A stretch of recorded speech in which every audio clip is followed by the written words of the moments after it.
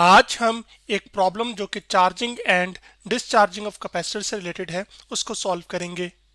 तो प्रॉब्लम जो हमारे सामने है वो ये है कि आपके पास अ 4000 microfarad capacitor is charge through a 2.5 kilo ohm resistor using 15 volt supply. Calculate the potential difference across the plates after 5 seconds. The time taken for the potential difference across the plates to reach 10 volt. यानी कि एक capacitor जिसकी capacitance 4000 microfarad है उसको charge किया जाता है 2.5 kilo ohm resistor के साथ। और जब हम बैटरी जो इस्तेमाल करें उसका वोल्टेज कितना है 15 वोल्ट। अब आपने ये बताना है कि इन कैपेसिटर की प्लेट्स के दरमियान कितना पोटेंशियल डिफरेंस होगा 5 सेकंड्स के बाद, और फिर ये बताना है आपने कि कितना टाइम लगेगा ताकि इन प्लेट्स के दरमियान जो पोटेंशियल डिफरेंस है वो 10 वोल्ट हो जाए। जबकि एक कैपेसिटर काम क्या करता है, ये चार्ज को स्टोर करता है, और जो चार्ज स्टोर करने की सलाहियत होती है इसको हम कैपेसिटेंस कहते हैं। रेजिस्टर हमारे पास एक सर्किट एलिमेंट होता है, इसकी एक प्रॉपर्टी रेजिस्टेंस होती है जो कि चार्ज के फ्लो को रोकती है। जबकि बैटरी हमें वोल्टेज का ये सोर्स है, और आपके पास इसकी वजह से क्या होता है, चार्जेस क्या करते हैं, फ्लो करते हैं।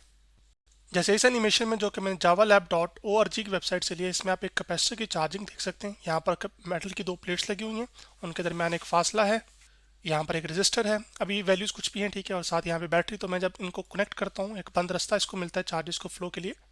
जैसे कि आप अभी देखेंगे तो आपके पास ये देखने को मिलेगा कि आपके पास जो कैपेसिटर की प्लेट्स हैं इसके ऊपर भी चार्ज जमा होना शुरू हो गया, इसके ऊपर पॉजिटिव चार्ज आना शुरू हो जाएगा, जबकि इसके ऊपर नेगेटिव चार्ज। तो इस वजह से आपके पास इन दो प्लेट्स के दरमियान एक पोटेंशियल डिफरेंस आ जाएगा, और वही हमने पहले पार्ट में भी कैलकुलेट करना है। तो अब इस प्रॉब्लम के अंदर चूंकि हमारे पास हमने न्यूमेरिकल वैल्यूज को पुट करके कैलकुलेशन करनी है, तो ये जो हमारे पास प्रॉब्लम है ये एक्चुअली आपके पास एक न्यूमेरिकल प्रॉब्लम है। तो सबसे पहले हम अपने प्रॉब्लम का जो गिवन डाटा है उसकी अगर बात करें तो आपके पास वो ये है कि आपके पास यहाँ पर सबसे पहले हमें कैपेसिटर की कैपेसिटेंस दी गई है, और कैपेसिटेंस को हम यहाँ पर सिंबल सी के साथ रिप्रेजेंट करेंगे, और वो जो कैपेसिटेंस की वैल्यू है यहाँ पर वो आपके पास 4000 माइक्रोफैरेड है। तो 4000 लिख लिए, साथ माइक्रो और साथ आ जाएगा आपके पास फैरेड। जबकि एक माइक्रो में आपके पास होता है 10⁻⁻⁶, तो आपके पास ये आ जाएगा 4000 मल्टीप्लाई बाय 10⁻⁻⁶, और साथ आ जाएगा आपके पास कैपेसिटेंस का यूनिट फैरेड, जिसको हम कैपिटल एफ से रिप्रेजेंट करते हैं। इसी कैपेसिटेंस सी को हम थोड़ा सा और सिंप्लीफाई करके लिख सकते हैं वो इस तरह से कि जो कैपेसिटेंस सी है उसको हम लिख सकते हैं कि आपके पास ये जो 4000 है इसको हम लिख सकते हैं 4 मल्टीप्लाई बाय 10⁻³ क्योंकि आपके पास इसका जो डेसिमल है वो आखिरी जीरो के बाहर होता है। तो आपके पास यहाँ पर डेसिमल को हम 3 डेसिमल प्लेसेस लेफ्ट शिफ्ट करेंगे, तो आपके पास 4 आ जाएगा मल्टीप्लाई बाय 10⁻⁻, जितने डेसिमल प्लेसेस शिफ्ट किया होता है उतनी पावर पॉजिटिव आ जाती है जब आपने डेसिमल को राइट से लेफ्ट शिफ्ट किया हो। सो मल्टीप्लाई यहाँ पर 10⁻⁻⁶ भी आ जाएगा यहाँ पर ये वाला, तो मैंने यहाँ पे वो लिख लिया, और साथ कैपेसिटेंस का यूनिट फैरेड आ जाएगा। अब इनकी जो बेसिस हैं ये दोनों टर्म्स आपस में मल्टीप्लाई हो रही हैं, बेसिस सेम तो पावर ऐड, तो आपके पास आ जाएगा 4 मल्टीप्लाई बाय यहाँ पे हमारे पास आ जाएगा आपके पास 3, और -6 हो जाएगा आपके पास -3, तो आपके पास ये आ गया, और साथ आ जाएगा यहाँ पे फैरेड जो कि मैंने लिख दिया। जबकि रेजिस्टर की जो वैल्यू है जो कि यहाँ पे दिखाई दे रही है, रेजिस्टर यहाँ पे आपके पास ये रेजिस्टेंस है उसकी प्रॉपर्टी, तो आपके पास वो क्या है कि आपके पास रेजिस्टर की जो वैल्यू है यहाँ पर वो हमें दी गई है 2.5 किलो ओम। तो मैं लिख लूँगा आपके पास 2.5 जो कि मैंने यहाँ पे लिख लिया। 7 किलो के लिए हम के का इस्तेमाल करते हैं, स्मॉल के, और ओम के लिए सिंबल। अब आपके पास 1 किलो में 10⁻³ होते हैं, तो आपके पास जैसे 1 किलोग्राम में 1000 ग्राम होते हैं ना, तो उसको 10⁻³ भी हम कहते हैं 1000 को। तो 2.5 मल्टीप्लाई बाय आपके पास क्या आ जाएगा 10⁻³ और साथ आ जाएगी ओम। तो आपके पास रेजिस्टेंस किलो ओम से हमने ओम में तब्दील कर ली, क्यों? क्योंकि आपके पास रेजिस्टेंस का जो यूनिट है वो हमारे पास ओम है। जबकि अब आपके पास जो वोल्टेज है वो वोल्टेज हमारे पास V है, और वोल्टेज वो बैटरी से कितना सप्लाई किया जा रहा है वो 15 वोल्ट का, तो वो हमने लिख लिया यहाँ पर। उसके बाद जो चीज़ हमने मालूम करनी है वो हम लिख लेते हैं। तो टू फाइंड में हमारे पास आ जाए आपके पास टू फाइंड में हमारे पास आ जाएगा जो हमारे पास पोटेंशियल डिफरेंस है कैपेसिटर की प्लेट्स के दरमियान वो कितना होगा 5 सेकंड्स के बाद। उसको मैं लिख रहा हूँ पोटेंशियल डिफरेंस अक्रॉस प्लेट्स, और उसको हम नाम दे देते हैं आपके पास V, यानी कि V ऑफ ब्रैकेट में हम यहाँ पे लिख लेते हैं 5, यानी कि 5 सेकंड के बाद देख रहे हैं। तो आपके पास जो पोटेंशियल डिफरेंस होगा वो टाइम का फिर क्या होगा, फंक्शन होगा। इसके साथ साथ हमने ये बताना है कि आपके पास कितने टाइम के बाद आपके पास दोनों कैपेसिटर की प्लेट्स के दरमियान जो पोटेंशियल डिफरेंस है वो 10 वोल्ट हो जाए। तो उसको करने के लिए फिर हम यहाँ पर टाइम इक्वल टू टी लिखेंगे और ये टी हमने क्या करना है, मालूम करना है। अब यहाँ पर अगर आप इस एनिमेशन में देखें तो हमारे पास एक वोल्ट मीटर लगा हुआ है जो कि कैपेसिटर की प्लेट्स के अक्रॉस लगा हुआ है, यानी कि यहाँ पर और यहाँ पर, तो इसके बीच में प्लेट्स आ रही है, इसका मतलब ये इसके साथ डायरेक्टली कनेक्टेड है और ये वाली इसके साथ। तो जब हम कैपेसिटर को चार्ज करेंगे तो आप ये देखेंगे कि आपके पास वोल्ट मीटर के ऊपर जो वोल्टेज की वैल्यू है ना वो बढ़ रही होगी, जैसे कि आप यहाँ पर देख सकते हैं। इसी तरह शुरू में आपके पास इन प्लेट्स के दरमियान पोटेंशियल डिफरेंस जीरो होगा, फिर जैसे ही आप चार्ज करना शुरू करेंगे तो आपके पास क्या होगा, यानी कि बैटरी को कनेक्ट किया तो आपके पास पोटेंशियल डिफरेंस बढ़ना शुरू हो जाएगा। तो 5 सेकंड के बाद या किसी भी टाइम पर कितना पोटेंशियल डिफरेंस होगा उसको फिर कैलकुलेट करने वाला हमने कैपेसिटर के लिए फॉर्मूला पढ़ा हुआ है, और वो हमने ये जाना था कि वो क्या था कि आपके पास जो वोल्टेज है किसी भी टाइम पर, जिसको हम वी ऑफ टी लिख रहे हैं, यानी कि वी ब्रैकेट में फिर टी, यानी कि जो वोल्टेज है वो टाइम का फंक्शन है, यानी कि टाइम पे डिपेंड कर रहा है, वो बराबर होगा जो वोल्टेज आपने दिया है बैटरी के ज़रिए से वो, फिर मल्टीप्लाई आ जाएगा यहाँ पे 1 जो कि मैं लिख रहा हूँ, फिर माइनस आ जाएगा यहाँ पर ई जो कि एक्सपोनेंशियल है, फिर नेगेटिव आ जाएगा आपके पास यहाँ पर टी आ जाएगा जो कि टाइम है यहाँ पर, डिवाइडेड बाय आपके पास रेजिस्टेंस और कैपेसिटेंस का प्रोडक्ट है जिसको मैं आर सी लिख रहा हूँ यहाँ पर। तो ये हमने कर लिया। तो अब हमने हमारे पास तमाम तर वैल्यूज़ मौजूद हैं, हमने इन्हीं वैल्यूज़ को इसके अंदर पुट करना है और हमारी जो कैलकुलेशन है वो हो जाएगी। तो आपके पास जो v ऑफ 5 सेकंड पे हमने वोल्टेज क्या है वो मालूम करना है। तो आपके पास यहाँ पे v ऑफ 5 आ जाएगा जो कि मैंने लिख दिया, इक्वल टू आ जाए आपके पास बैटरी का जो वोल्टेज है वो 15 है, तो मैं यहाँ पे 15 लिख लेता हूँ।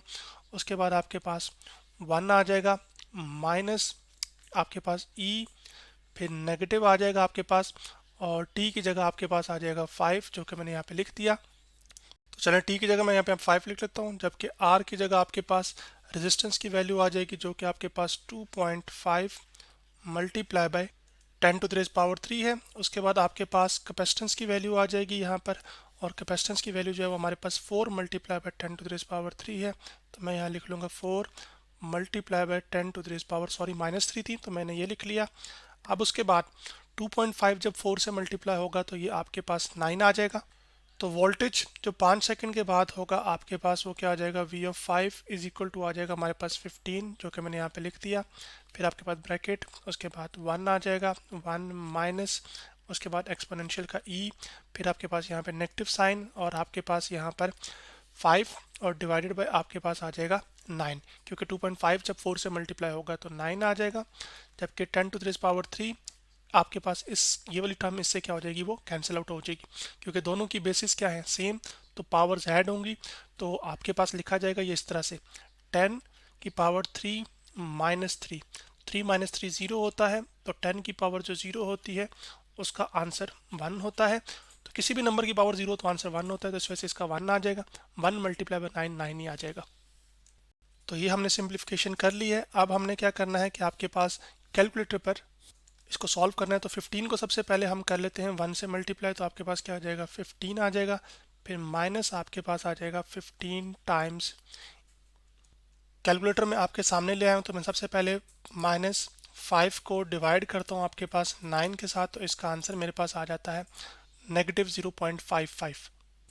तो इसको मैं यहाँ पे लिख लेता हूँ आपके पास नेगेटिव 0.55। उसके बाद अब हमने कैलकुलेटर पर सिंप्लीफिकेशन करनी है। वो कैसे करेंगे, सबसे पहले हम ई लिखेंगे, ई लिख लिया, फिर आपने ये सिंबल प्रेस करना है, मैंने कर दिया यहाँ पर, फिर आपके पास ब्रैकेट डालनी है, ब्रैकेट डल गई यहाँ पर, उसके बाद माइनस आपने लिखना है और 0.55 करना है, उसके बाद ब्रैकेट क्लोज करना है। तो आपके पास ये जो आंसर आएगा यहाँ पर वो आपके पास कितना आ गया, 0.5769, और उसको आपने मल्टीप्लाई करना है किसके साथ, 15 के साथ। तो मैं मल्टीप्लाई बाय 15 भी कर देता हूँ, तो आपके पास आंसर आ जाएगा यहाँ पर 8.65। तो कैलकुलेटर पर फिर हम इसको कर भी लेते हैं कि आपके पास ये आ जाएगा 15 माइनस आपके पास आ जाएगा 8.65, और अब आपके पास यहाँ पर 15 में से हमने 8.65 को सब्ट्रैक्ट करना है, तो 15 फिर मैं माइनस लिखूंगा, आपके पास 8.65 कर देता हूँ मैं यहाँ पर। तो इसका जो फाइनल आंसर है हमारे पास वो आया है, जो कि यहाँ पे आप देख सकते हैं 15 माइनस 8.65 का फाइनल आंसर जो हमारे पास है वो 6.35 है। इसका मतलब ये हुआ कि आपके पास जो 5 सेकंड्स के बाद वोल्टेज होगा कैपेसिटर की प्लेट्स के दरमियान वो कितना होगा, आपके पास वो एक्चुअली 6.35 वोल्ट्स होगा, जो कि मैं यहाँ पे लिख भी देता हूँ। तो तो आपके पास ये हमने कैलकुलेशन कर ली पहले पार्ट की। अब हमने ये बताना है कि कितने टाइम के बाद जो प्लेट्स के दरमियान वोल्टेज है वो 10 वोल्ट हो जाएगा, क्योंकि कैपेसिटर तब तक चार्ज होता रहता है जब तक उसके प्लेट्स के दरमियान वो पोटेंशियल डिफरेंस ना हो जाए जो बैटरी के दो टर्मिनल्स के दरमियान है, जैसे पॉजिटिव और नेगेटिव के दरमियान, और वो भी कितना है, वो 15 है। तो अब उसने इस सवाल में हमें पोटेंशियल देके टाइम पूछ लिया है, तो तब भी हम यही एक्सप्रेशन इस्तेमाल करेंगे। पोटेंशियल किसी भी टाइम पर क्या है, वो उसने वैल्यू हमें 10 दे दी है, तो वी ऑफ टी की जो वैल्यू है वो फिर आपके पास कितनी होगी, वो 10 होगी। जबकि जो बैटरी का वोल्टेज था वो तो फिक्स वैल्यू है ना, वो कितना है, वो 15 है। उसके बाद आपके पास आ जाएगा 1, फिर आ जाएगा आपके पास माइनस ई आ जाएगा यहाँ पर, उसके बाद आपके पास आ जाएगा नेगेटिव यहाँ पर, और आपके पास टी ओवर आर सी आ जाएगा। अब आपने यहाँ पे टी और ये जो आर सी या रजिस्टर और कैपेसिटर तो वही है ना अभी, या रेजिस्टेंस और कैपेसिटेंस तो वही है, और उसका जो सिंप्लीफाइड आंसर था यानी कि आर और सी का आंसर था जो डिवीजन में यहाँ पर आया था वो 9 निकल कर आया था ना। तो मैं अब बार बार कैलकुलेशन करने के बजाय हम स्मार्ट वर्क करेंगे और वो ये करेंगे कि आपके पास उसकी जगह डायरेक्ट वैल्यू यहाँ पे 9 पुट कर देंगे। तो अब आपके पास यहाँ पर इसके ब्रैकेट को क्लोज कर देते हैं। 15 यहाँ पे मल्टीप्लाई हो रहा था, जाके क्या हो जाएगा, डिवाइड, तो आपके पास आ जाएगा 10 और 15 आ जाएगा यहाँ पर, जो कि इक्वल आ जाएगा यहाँ पे आपके पास 1, फिर माइनस आ जाएगा आपके पास ई नेगेटिव टी ओवर 9 में लिख लेता हूँ यहाँ पर। तो ये मैंने लिख दिया। अब आपके पास 2 5 ज़ा कितना होता है 10, और 2 3 ज़ा कितना, और सॉरी 5 2 ज़ा कितना होता है 10, और 5 3 ज़ा कितना होता है 15। तो आपके पास लेफ्ट साइड पे आ जाएगा 2/3, और जो लेफ्ट साइड पे 1 प्लस हो रहा है, राइट साइड पे सॉरी, जो 1 प्लस हो रहा है, ये लेफ्ट हैंड साइड पर क्या आ जाएगा, इधर जाके -1। तो आपके पास ये आ गया। अब यहाँ से हमने इसको लिख लेना ई, और साथ आ जाएगा आपके पास नेगेटिव t/9, जो कि मैंने यहाँ पे कर दिया। अब 2/3 -1 का हम एलसीएम जब लेंगे तो आपके पास इसका जो एलसीएम है वो 3 आएगा। यहाँ पर फिर आपके पास 2 आ जाएगा, माइनस यहाँ पर आपके पास 3 आएगा, इक्वल टू आपके पास यही चीज़ वापस आ जाएगी। तो मैं इसको लिख यहाँ से कॉपी करके आपके पास नीचे लिख देता हूँ इसी तरीके से। तो अब आ गया आपके पास, जबकि जो 2 - 3 होता है ये कितना होता है -1, तो आपके पास -1/3 आ गया यहाँ से, इक्वल टू आपके पास यही चीज़ जो है वापस आ जाएगी। अब हमने t की वैल्यू को फाइंड करना है, लेकिन ये जो t है ये एक्सपोनेंशियल की पावर में है। तो एक्सपोनेंशियल को ख़त्म करने के लिए फिर हम क्या कर लेंगे, आपके पास नेचुरल लॉग दोनों साइड पर ले लेंगे। तो मैं लिखता हूँ taking natural log on both sides, यानी कि दोनों साइड्स पर हमने नेचुरल लॉग लिया। तो अब आपके पास क्या आ जाएगा कि उससे पहले करेक्शन में करना चाहता हूँ, यहाँ पे ये माइनस साइन था ना, वो माइनस साइन सॉरी यहाँ पर भी आएगा, यहाँ पर भी आएगा, और यहाँ पर भी आएगा। तो आपके पास ये माइनस माइनस से सल क्या हो जाएंगे, कैंसिल आउट। तो 1/3 नेचुरल लॉग क्या आ जाएगा आपके पास, नेचुरल लॉग यहाँ पर, उसके बाद आ जाएगा 1/3, मैं लिख लेता हूँ यहाँ पर आपके पास 1/3, फिर आपके पास इक्वल टू आ जाएगा नेचुरल लॉग और आपके पास एक्सपोनेंशियल माइनस t/9 यहाँ पर। तो अब आपके पास ये चीज़ आ गई। अब लॉग की प्रॉपर्टी होती है कि जो उसकी पावर है वो शुरू में चली जाती होती है। तो आपके पास राइट साइड पर आपके पास हो जाएगा -t/9 आ जाएगा यहाँ पर। जबकि जो नेचुरल लॉग और एक्सपोनेंशियल होते हैं, यानी कि एक्सपोनेंशियल का अगर मैं नेचुरल लॉग लूँ तो मैं लिखूंगा सबसे पहले e, फिर इसका यहाँ पे ln नेचुरल लॉग के लिए यूज़ करते हैं, तो वो लूँगा जब, तो इसका आंसर क्या आ गया 1। तो मैं यहाँ पे लिख लूँगा, आपके पास यहाँ पर आ जाएगा हमारे पास 1, और उसके बाद आपके पास नेचुरल लॉग 1/3 का ले लेते हैं। तो उसको करने के लिए कैलकुलेटर पर क्लियर करता हूँ, 1 को डिवाइड करता हूँ मैं 3 के साथ, तो इसका आंसर मेरे पास आ गया 0.33, और इसका हम नेचुरल लॉग ले लेते हैं तो आपके पास आ जाएगा -1.09, या राउंड ऑफ करके हम इसको -1.1 भी लिख सकते हैं। तो मैंने यहाँ पे लिख लिया आपके पास -1.1। अब ये जो नेगेटिव साइन है, इस नेगेटिव साइन से क्या हो जाएगा, कैंसिल, ये जो इधर 9 डिवाइड हो रहा है उधर जाके मल्टीप्लाई हो जाएगा। तो जो t की वैल्यू है वो आपके पास कैलकुलेट होके आ जाएगी।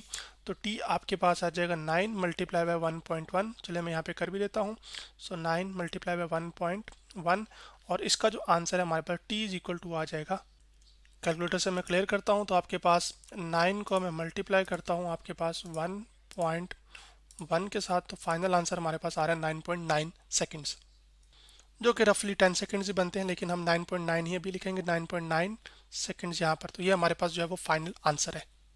यानी कि फिर आपके पास 9.9 सेकेंड्स का टाइम लगेगा एक कैपेसिटर के जो प्लेट्स हैं उनके दरमियान जो पोटेंशियल डिफरेंस है वो 10 वोल्ट्स का हो सके, जब आपके पास जो रजिस्टर यहाँ पर आपने जोड़ा हुआ है वो 2.5 किलो ओम का हो, और कैपेसिटर की जो कैपेसिटेंस है वो 4000 माइक्रो फैरेड हो, जबकि जो बैटरी से वोल्टेज सप्लाई किया जा रहा है वो 15 वोल्ट हो। तो आज हमने क्या किया कि आपके पास एक प्रॉब्लम जो कि charging and discharging of capacitor से रिलेटेड था उसको सॉल्व किया।